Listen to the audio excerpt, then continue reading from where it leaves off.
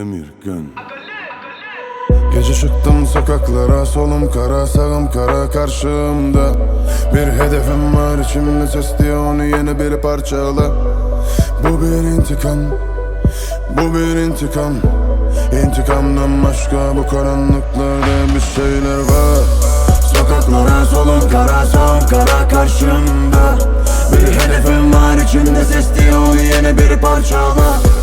Bu bir intikam, bu bir intikam. İntikamdan başka bu karanlıklarda bir şeyler var. Çok ama benim derdim hep çok. Hayat bırakmadı bana tek yol. Şanssızlıktan yarın öbür gün beni de saracak karakol. Bu dünya zor olmuş, kör olmuş. Alacağım intikamımı ben. Sattı geçti beni hain dilleri, vurulup kaldı bıçakların izleri. İçimde vulkan patladı bilsin, boş yer omuzda kalmadı bilsin.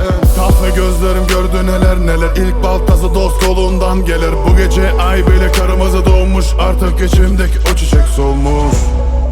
Sinirim zorlanan ateş kolunda. Dünyanın ihaneti gitti zoruma. Bu gece çıktım intikam yoluna, yoluna. Gece çıktım sokaklara, solum kara, sağım kara karşımda.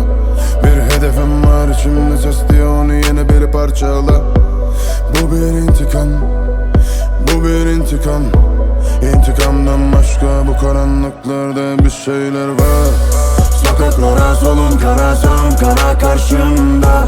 Bir hedefim var içimde, ses diyor onu yeni biri parçala.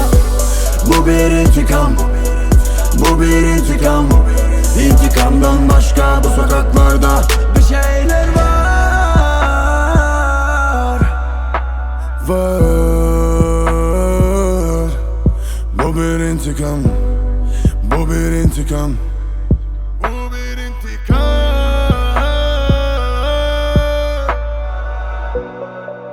Sinirim zorlanan ateş koluna. Dünyanın ihaneti gitti zoruma. Bu gece çıktım intikam yoluna, Yoluna. Gece çıktım sokaklara, solum kara, sağım kara karşımda. Bir hedefim var içimde, ses diyor onu yeni biri parçala. Bu bir intikam, bu bir intikam. İntikamdan başka bu karanlıklarda bir şeyler var.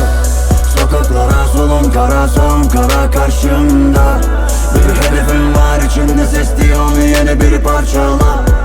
Bu bir intikam, bu bir intikam. İntikamdan başka bu karanlıklarda bir